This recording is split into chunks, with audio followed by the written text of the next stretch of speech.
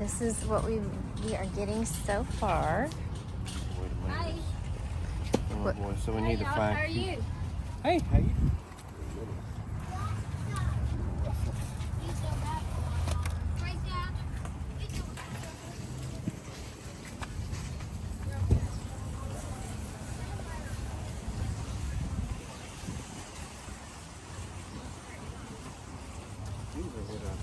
These are what someone planted last year in the garden. Yeah. Mary, I think those are mangoes.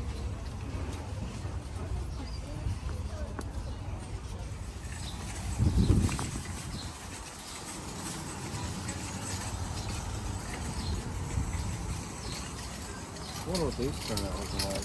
Ooh, let's try some. These are pretty. I like the colors. Let me put these back. Yeah. Get these. So I thought, here's my card. We got 2 carts. Look at you.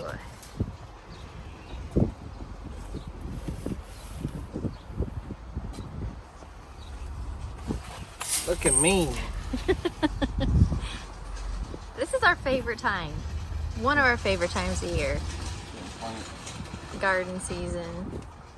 All right, so we just got back from Lowe's and we are getting ready to put in what we purchased. So we got a lot of tomatoes. How many tomatoes did you end up getting? I think 14 because I got, I think, 4 that Mom had started. Okay. So we'll have like 18. 18. Last year we had like, We had a lot. I think, we'll see here. 3. Last year we had like 32 Yeah. tomato plants, and it was like we were giving them away, and we were like overran with them. We canned some. Yeah, we're gonna try to can several this year, but it's, and then we also got some pepper plants, some banana peppers, cucumbers. Did you get some we got pepper. habaneros? Yeah, we got. Where are they? I think we got like 12. Yeah, 10 jalapenos, like the jumbo jalapenos, 4 habaneros, and then or 5 habaneros, I guess. And then we also got some flowers, which we're going to be putting them in our garden. And strawberries. And then I wanted these. I don't even know if we can grow them here. These are sweet berry strawberries, but we're going to try. Oh, we can grow them here. They'll grow we're here. Gonna give it a try. But so I'm going to put it on a time lapse now as we go ahead and put everything in the garden, and then we'll walk you guys through it when we're done. All right, so back to putting the garden in.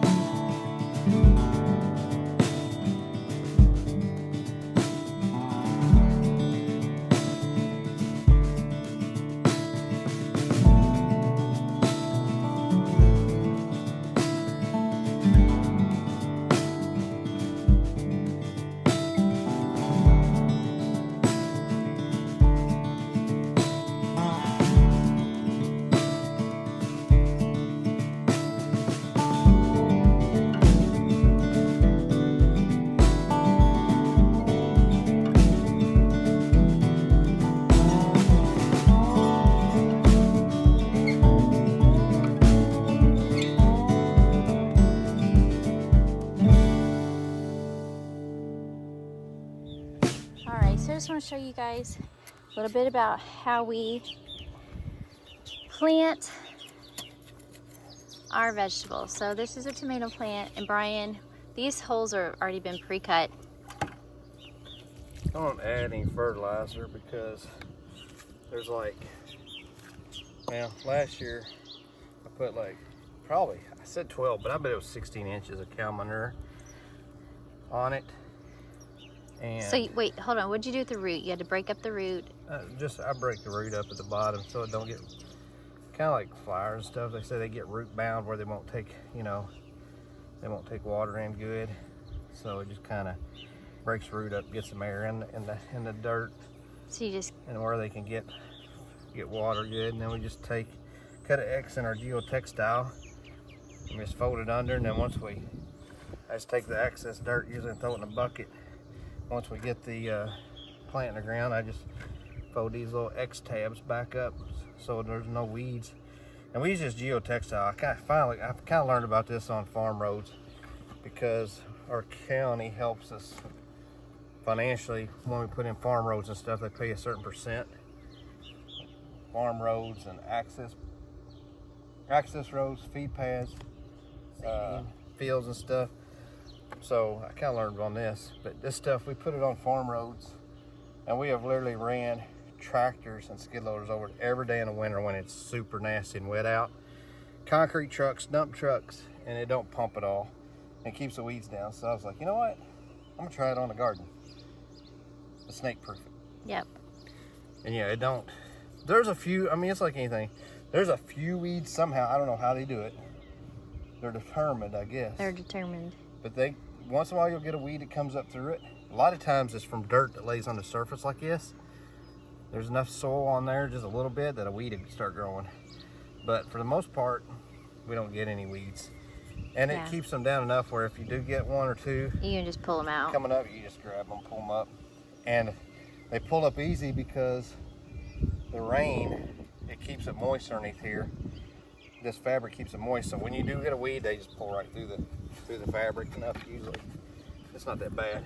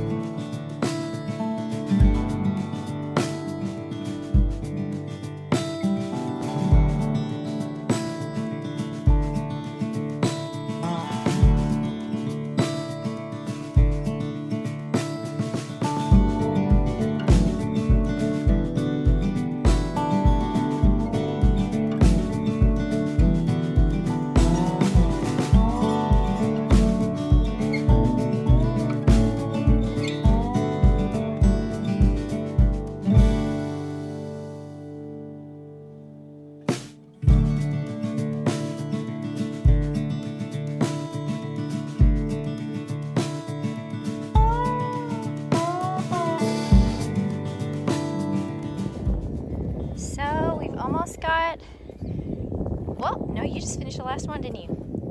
Last tomato plant. Last tomato. Last tomato. Unless we get more. Now we've got plant. We've got. Probably ought to get a few more watermelons just in case those take off. Yeah. Because we got one lonely one. Oh, yep. Here is our. We've got 3 strawberries. 1, 2, and 3. And then actually I forgot about this little guy. We have tried growing watermelons so many times in the past. This is a heirloom black diamond. We're gonna give it a try this year. That's why we only got one, because we've just not had a lot of luck. So we didn't want to put a whole lot of time and attention. And for anybody that knows, watermelons take a huge amount of space. When you have a watermelon in your garden, they can literally take over the entire garden. That's why we've got this little thing right over here by itself, so that it will not take up the entire garden. But we do have like a big sectioned out space for it in case it does decide to take up the entire garden. So Brian is getting ready to put cages around our tomato plants. So how are you getting those to stay in the ground? Well, I found my hole here first. I thought I cut one here. Just cut a little slit. Well, I don't know if you see what I'm doing here. Got a hook on there. I'm just shove it down over that like that. So basically when you buy these, I was like, okay, that ain't gonna work. So what I did, all these used to be on the bottom of these. Right. Like these were pretty much like this. Right. 3 of them.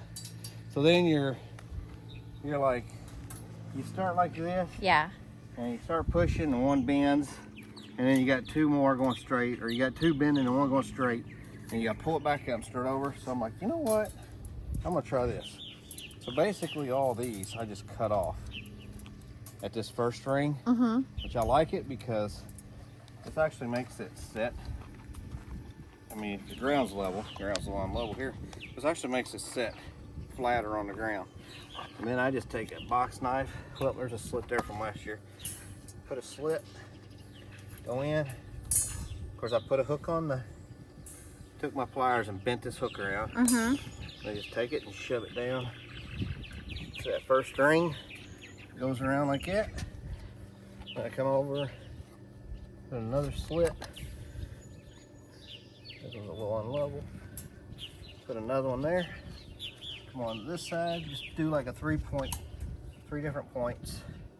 Put another slit, push it down in the ground, just tight to that ring, and then there you go. And that actually secures it to the ground too. It does. It like, and if they loosen, all you gotta do, every once in a while, not very often, it'll get windy and they'll loosen. You just gotta come in, push on all three, and then they're tight again. They're tight again. Yeah, so that's definitely easier than trying to get them. Get the 4 prongs Right. pushed into the ground. Yeah, the three all on the ground at one time without bending any of them bending. Yeah.